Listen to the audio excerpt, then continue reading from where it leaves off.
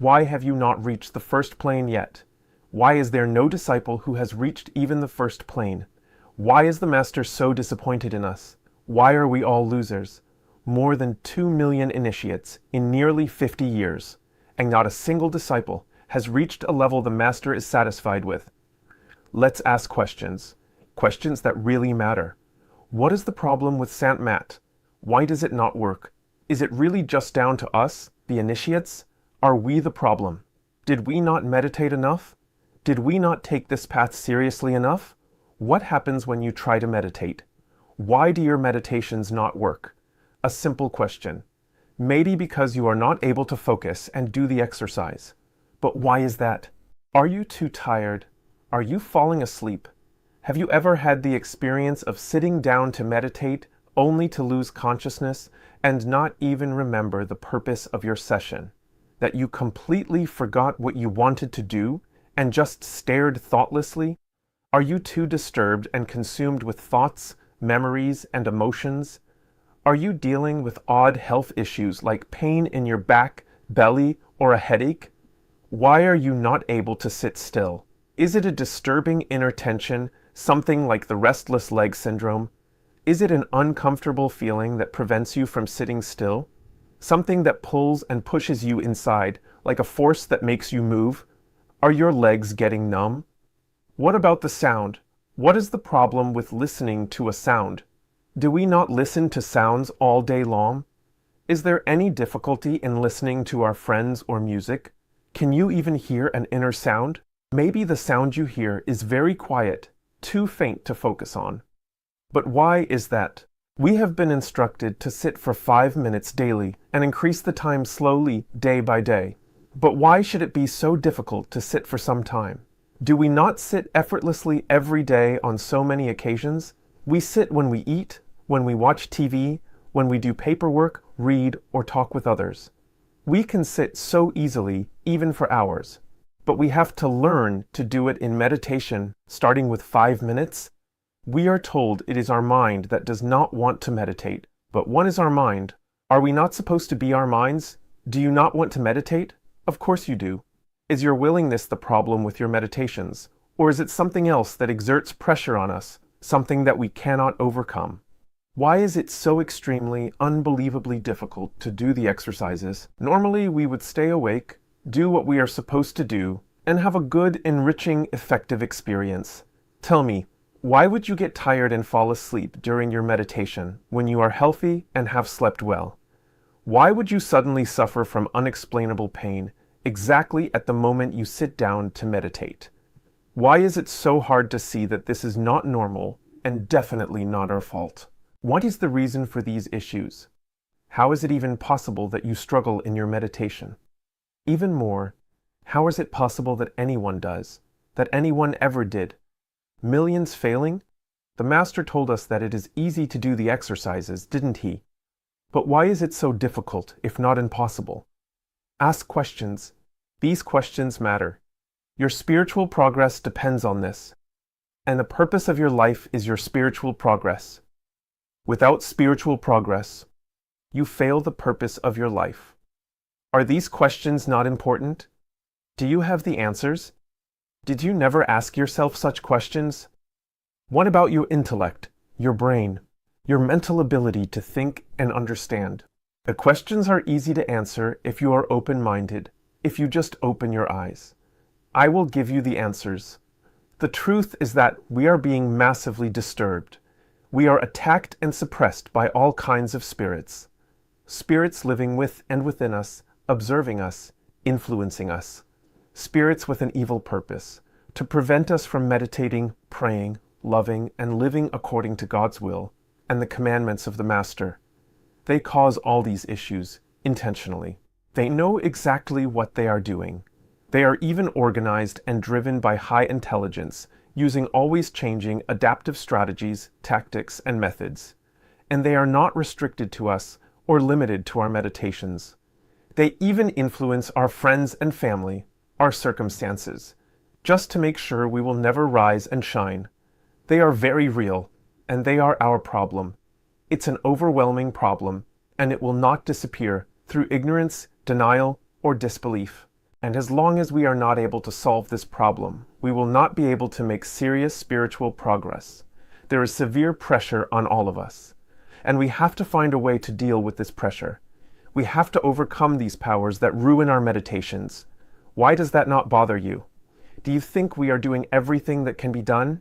Is there no other way to deal with these disturbances and issues? I say yes, there is. We still have options. There are many options to resist and fight back. In fact, there is always a way forward. The Master does not tell us about this, but I do. I have written books about these things, including valuable tips, tricks, and instructions helpful for making progress where we are stuck. Did you listen to the Master? What did he tell you? He told you that you will get all the help, that the powers will help you. The gods are on our side, are they? Are the gods weak observers? Or are they powerful spirits, able and authorized to help us?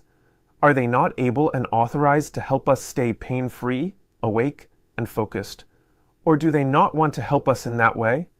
The truth is, the gods are indeed powerful and authorized. If they would really help and support us on our path to God, meditations would be easy to do. They would be a pleasure. What is the only logical conclusion then? It simply means that the gods do not support us. I am sure you do not agree with me. Why not? Because the Master says something else. The Master is perfect, and he is always right. He is not to be questioned.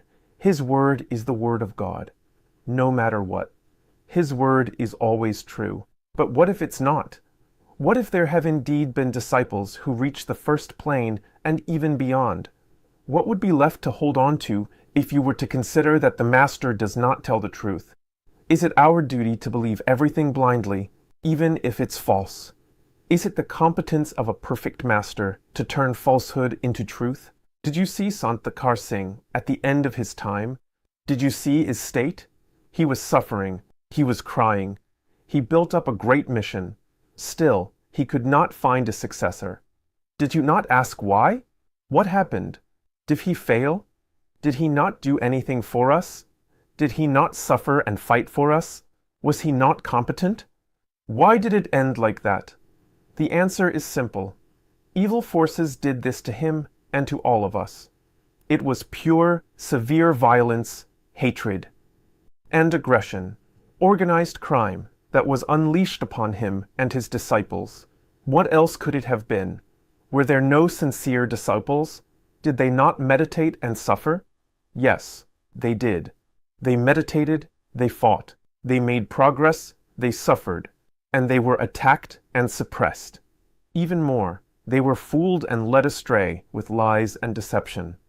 That is why we still do not see plenty of self-realized people. The game we are playing is not just get better, fulfill the duties, and you will rise and shine. It is a war game beyond what we are supposed to believe is the game of guided evolution. But we have not been prepared or educated for that war. We are told that we have what we need to succeed in this war. They tell us we have protection, we have weapons, and we know how to fight. The truth is that our protection is not nearly sufficient. Our tools do not work properly. A single master is not able to handle this entire war and suppression. Our weapons are broken. They do not work. We are not even allowed to get our feet on the playing field. Otherwise, many of us would have reached eternal heaven long ago. Things are out of order. The system is broken. Dharma is no more. Evil is on top. It is dancing on our noses and laughing at us, at our weaknesses, blindness, and stupidity. The devil is dancing in front of our eyes, and we are not aware or willing to see it. If we continue like that, what can we expect? Will things miraculously change for the better? Probably not. There will be no miracle if we are not the miracle. Do not get me wrong. The Master is still the Master. The Master is a power we urgently need. But something is still terribly wrong. Only if we start to emancipate ourselves and find our own ways to deal with our issues will we have a chance to make serious progress and succeed. We still need to walk the path, hold on to the instructions, and we will go hand in hand with the Master power. But the Master as a person is not providing the information and assistance that we really need. We are fooled and overpowered, and in this aspect, we are on our own, dependent on each other. The old ways are obviously and simply not working. Just being satisfied with a normal life and slow, moderate progress is not sufficient to make the progress we want and need to make. The master power is still with us, but everything else is now up to us. If we do not see and understand this and take action, we are in the middle of nowhere. Please open your eyes and minds, read my books and watch my videos. I did not make progress and go through all this for nothing. My books and videos have been made for you, to support you and give you the information you need to become aware of the situation, and find the new ways we need to get out of this spiritual stagnation. I am frustrated because I have a message for you, but no one wants to look or listen. There is a purpose, and if this purpose is not fulfilled, it is a dreadful, tragic loss. This must not happen. This is not about me. I am just someone. I do not matter, but the message does. Please get the message and use it to your advantage. Hold on to the master power and follow the path as usual. Just consider the new information and use it for good. Then we will all be blessed and the world with us.